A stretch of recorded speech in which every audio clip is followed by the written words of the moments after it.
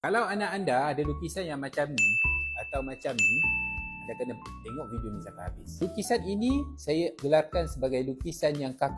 Garisan dia tajam-tajam, macam robot, tak bernyawa. Lukisan-lukisan macam ini kebiasaannya kalau buat komik mesti boring. Jadi macam mana kita nak buat? Biasanya untuk student-student macam ni, saya akan minta untuk lembutkan lukisan. Lembut. Nak melukis ni kita tak perlukan tangan yang lembut, tapi kita boleh hasilkan lukisan yang lembut dengan cara kita akan minta anak-anak kita untuk banyakkan lukis lukisan yang beralun. Biasanya kita ajarkan lukis secara garisan menegak ataupun melintang, garis lurus.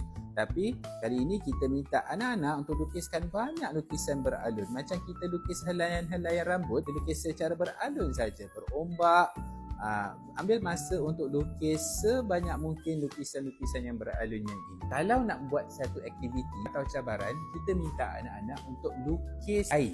Macam mana nak lukis air? Lukiskan air di lautan, kan, di tepi pantai. Kita lembutkan garisan tersebut dengan garisan-garisan beralun yang begini. Atau kita boleh minta mereka buat satu garisan seperti garisan beralun ini dan minta dia gunakan kreativiti untuk lukis sesuatu menggunakan garisan-garisan yang beralun. Dia nak lukis betul perempuan berambut panjang pun boleh, lautan berombak, pemandangan yang cantik dan sebagainya. Apabila lukisan-lukisan ini beralun dan lembut, lisan anak kita akan menjadi lebih cantik dan lebih bernyawa. Suka tak tips yang ini? Klik like, komen dan share video ini dan video-video siri bestnya yang lain.